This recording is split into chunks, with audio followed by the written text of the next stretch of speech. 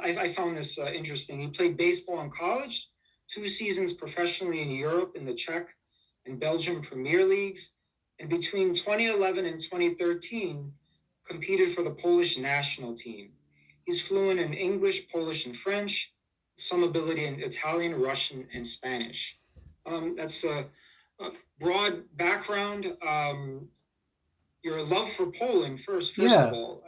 So exactly, and I think that like yeah, thank you for that. I think that that's like certainly intrinsic to answering the question in the first place. That my particular interest just comes from my family history. My father is an American, but last name Kraszewski, obviously Polish. Going back a couple of generations, my mother was born in Poland. They met in Poland in the 1980s, actually at university in Krakow. So I talk about a small world, and especially related to us, three here. But in a very, very similar situation, I grew up almost exclusively in the United States. I went to first grade in Poland, but otherwise was born in America, grew up here. Our language at home was always Polish. So I have a younger brother, 4 years younger than I am.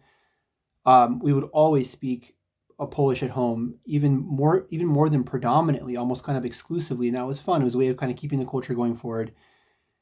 So from the earliest days, I think on a personal sense, Polish culture meant a lot to me through the language. I think that's always true. It Uh, is, yes. yeah, people always say, I connected with my Cuban roots when I learned Spanish, or I came to appreciate Brazil more when I learned Portuguese, etc. So linguistically, and then again, kind of uniting the threads of the three of us here. I'm a cradle Catholic all my life, so Poland and Catholicism in a certain way fit like hand in glove. It got, on a more profound level, deeper level for me, like you said, when I played for the Polish national team the first time in 2011, I had to get my citizenship for that. I had to become a dual citizen because up to that point, I just had American citizenship. So getting to go over and do that was, huge blessing, super, super fun, and just kind of ingratiated me into just that, just the idea of like of representing Poland, being part of that culture. When I was in graduate school, there was a kind of two roads diverged in the wood potentiality that I might try to go on and do a dissertation about John Paul II, specifically his first visit to Poland in 1979. I ended up going on a different track and getting my PhD in American history, but that, in a sense, will hopefully answer your question of like my connection to Poland. How does Poland matter for the larger world? I think that's more difficult, to answer. You look at like, the great romantic poets of the 19th century, the idea of Poland in its stateless period after the three partitions until 1919, is kind of the crucified Christ of Poland. All right. But I mean, like, we're talking about nationalism, strong patriotic nationalistic feelings, France, America. I mean, in a certain sense, if you're part of that in group, that'll mean more to you. In terms of universal values, and I guess just by an accident of time and birth, I'm a huge partisan of John Paul II, like, that connection, not just as the Holy Father, but being Polish. And so I think he, in his person, even everything that Cardinal Wyszynski stands for, so, John Paul II equally, and even kind of on, on a larger scale, gave hope to the church, gave hope to the world. Look at like his, Centesimus Annus in 1991, right? Which in a certain sense brings up those arguments of Rerum Novarum and Quadragesimo Anno, and and he Labor Exercens also in 1981. So there's some kind of universal appeal, perhaps coming from his experience, as Philip talked about, Sure. from the 1980s and seeing the worst of Nazism and communism. What does Poland have to offer the world today? I honestly I want to always answer every question, with perfect honesty. There's this guy in Poland now. And his last name I think is Bartoszek, Jakub Bartoszek. He's always on this other guy's. He has this geopolitical channel, Piotr Suchowicz. It's called Historia Realna. And this guy Bartoszek is a constant guest. He's a geopolitical kind of theorist, and he's talking about like in the the world now, right, and hopefully not approaching a World War III, breaking out of the protectionism of America, having that umbrella over Poland. Poland's going to have to take more responsibility for its security, everything going on with Ukraine and Russia, be this kind of bulwark and reclaim its place, I think, as Philip perfectly mentioned, as a linchpin to European history, Central European history, not on the periphery, but very much the heart of Europe. So perhaps that, but in terms of lessons, I think that it's almost because of having that oppressive system, especially in the 1980s, and martial law and the whole solidarity movement that arises in opposition to all that, that there you had your kind of strongest universal values coming out. Now it's like, sadly, in some ways, right, Poland has become, or is trending as much secular as any other country. And I guess my hope would be that kind of she holds on to those Christian roots that were so obvious and prevalent, in opposition to that alien communist system of the 50s, 60s, 70s, whatever. Thank you. That's was well said. I noticed in your works, and I have two passages that I wanted to read from the Hippo lectures, but shouldn't we just shun all of the films that's from Hollywood? Shouldn't we just shun all of that, No. or should we? Yeah, no, because uh, Ernest Hemingway was driving through some part of Idaho, and Lloyd Arnold is a guy who wrote a book called High on Hemingway, just kind of, like a biographical kind of portrait, whatever. And Hemingway, he put in this book, this book about Hemingway, that Hemingway looked at him and said, "It's so beautiful here. I'm going to include this in For Whom the Bell Tolls," his book on the Spanish Civil War. And Arnold is like, "How is that possible? How can you include, Idaho in a book about Spain? It's so far away, it's so different, etc." And he said, "The freedom of fiction," and it's so true. Like, you're there's no question. As someone who does academic writing and fiction writing, I love them both. They're both very, very valuable. But you're absolutely shackled with nonfiction in so many ways. You just are, which might make it more difficult for some people. I would never want to imply, like, some pretentious, artists that, fiction is the real writing and the nonfiction. Like, they're both beautiful, they're both valuable, but there's no question that you're way more shackled in, bound in, hemmed in with nonfiction, because you must rely on the sources, whatever it may be. And if there is a writer who has a lot of creativity and could put a better spin on something to help people evangelically, which seems to be the kind of implicit point of your question, how do we get this culture to, like, Sure. come closer to Christ, to his church, all That's that. right. But you can't do that by just writing another story about St. Faustina or etc. Much better, I think, to pray the Divine Mercy Chaplet than just to pray the Divine Mercy Chaplet and then watch a very interesting movie, or read some kind of interesting fiction book, then pray the Divine Mercy Chaplet and read a biography of St. Faustina. Like, there's, with spiritual reading and all that kind of stuff, like, I would say Catholics should, read the Gospels daily and that kind of thing. But maybe Yeah. after you do that, you don't need the 50th, like, Catholic self-help book, where it's just a guy talking about, here's these 9 steps or whatever. I think with fiction, you can, there's so much broader horizons. And often too, I think, you see someone who's influential towards you, it can go either way. Here's this guy, he was important in my life because I wanted to imitate him and be like him. All right. It could also be, here's this guy in my life, he was so influential because I realized to do the exact opposite of everything he did, right? My, Yeah. my favorite book in all of the Polish canon is this book called Insatiability, by Witkacy. And it's written like in 1927, and it's this book, it's horrifying. It's absolutely terrible. There's this woman in there, Princess Ticonderoga, who's just an absolute kind of like sex maniac, horrible, like, it's just very awful. And you realize, like, wow, like, okay, this is the kind of post-World War, roaring 20s, we're done with God, that world died kind of world.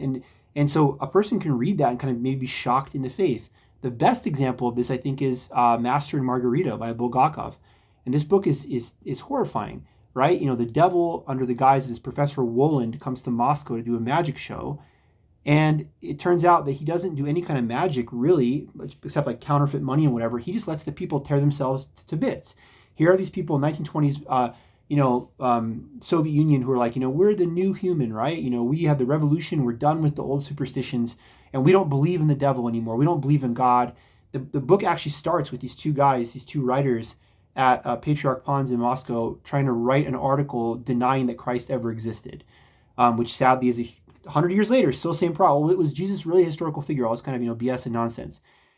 And so they're trying to, it's hilarious how Bulgakov does it. These two atheists are trying to say that Christ didn't exist, and they're telling this to the devil, who's like, no, trust me, he exists, And you read this book, it's a very horrifying book. It's a terrible book. Maybe people have heard of it or read it. I don't want to spoil it for someone who's interested, but the main character, Margarita, who you don't meet till late in the book, sells her soul to the devil just to be with her adulterous lover, which is what it really comes down to. So you read that book, that's great spiritual reading. Do not sell your soul to the devil. Do not follow the devil. Believe in God. all wisdom, as the Bible says, is the beginning of all wisdom is fear of the Lord. Actually, fear God. Don't be like these Soviet guys who are like, God doesn't exist, the devil's a fairy tale. So that would be my whole, long-winded answer to why Catholics should read good fiction and stuff, because Master and Margarita, that is so fictional and fantastical. You have a talking cat, a guy gets turned into a hog. It's ridiculous. That freedom of fiction that Hemingway talked about can give you real spiritual helps versus just picking up the latest things. Some Catholic guys like, here's 9 steps on being a nicer guy, kind of stuff. Yeah, it just seems sanitized, right? Yeah. It's just so sanitized. It's so, in a sense, perfect. I mean, don't misunderstand me. That it can't really serve. I mean, I've known people. They've had some of these films are explicitly religious, but others, such as, for example, The Wizard of Oz, are not. So I think that even if in films that are not explicitly religious, we can find something of value. Yeah. So I agree 100%. I think the original question too about why is film powerful or important, right? Today's the Super Bowl, right? Why are people watching it? There's going to be much more people watching the Super Bowl than listening to it on the radio. Why? Why is this the 3 of us? Why is it nice that people are watching this video now on YouTube? Because they can see our face. Oh, they're real people. They're not bots, Sure. Whatever. So I think film, it's just the medium of delivery is more powerful because it gets you closer to the full experience of having a conversation with someone in a coffee shop or whatever. I think, Philip was saying before, whether I was trying to be diplomatic or not, I just think the Catholics have this exact same problem. Catholics have the exact same problem with films like that. So many of the Catholic talk shows or whatever are so pathetically cringy and awful.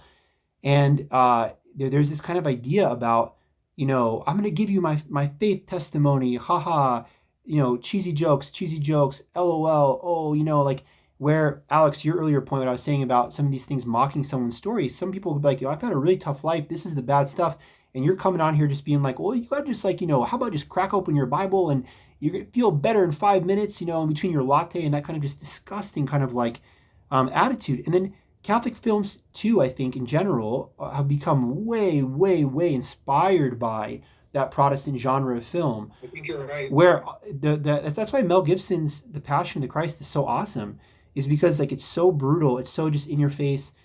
Mel Gibson's great, I think, as a filmmaker. His film Apocalypto, I don't know if you guys have seen that, is one of the best films ever. It's unbelievable. Some reviewer described it as like a Fast and Furious car chase in the Mayan jungle. And there's nothing like, it's just completely straight up.